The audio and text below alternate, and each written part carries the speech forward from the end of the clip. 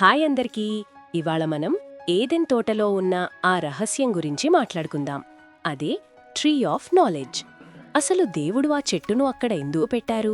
అది ఒక ట్రాపా, లేక దాని వెనుక ఏదైనా బలమైన రీజన్ ఉందా? క్రిస్టియన్ థియాలజీ ప్రకారం దీనికి సంబంధించి 3 ఫేమస్ థియరీస్ ఉన్నాయి. అవేంటో ఇప్పుడు చూద్దాం. 1. ఫ్రీ విల్ మరియు జెన్యుయిన్ లవ్, స్వయం ప్రతిపత్తి. మనం ఎవరినైనా ప్రేమిస్తున్నామని చెప్పినప్పుడు అందులో ఒక చాయిస్ ఉండాలి.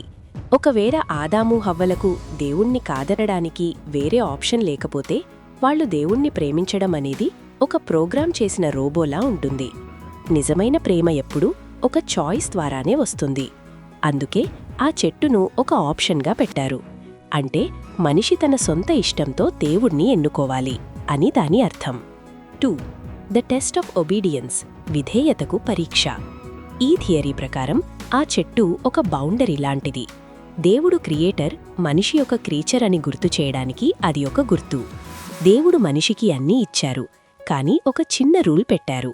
అదేంటంటే, నువ్వు నన్ను నమ్ముతున్నావా, నా మాట వింటావా అని ఒక టెస్ట్. ఒకవేళ ఆదాము ఆ పరీక్షలో గెలిచి ఉంటే మనిషి ఎప్పటికీ పడిపోకుండా దేవునితో కలిసి ఉండేవాడు. 3. మోరల్ మెచ్యూరిటీ, ఆధ్యాత్మిక పరిపక్వత. కొందరు దైవజనులు ఏమంటారంటే, ఆ పండు చెడ్డది కాదు, కాని అది తినడానికి ఆదాము హవ్వలకు ఇంకా టైం రాలేదు. వాళ్ళింకా చిన్నపిల్లల్లాంటి వారు. వాళ్ళు దేవుని మీద ఆధారపడి పెరగాలి. కాని సాతాను మాట విని తొందరపడి ఆ జ్ఞానాన్ని దొంగిలించడానికి ట్రై చేశారు.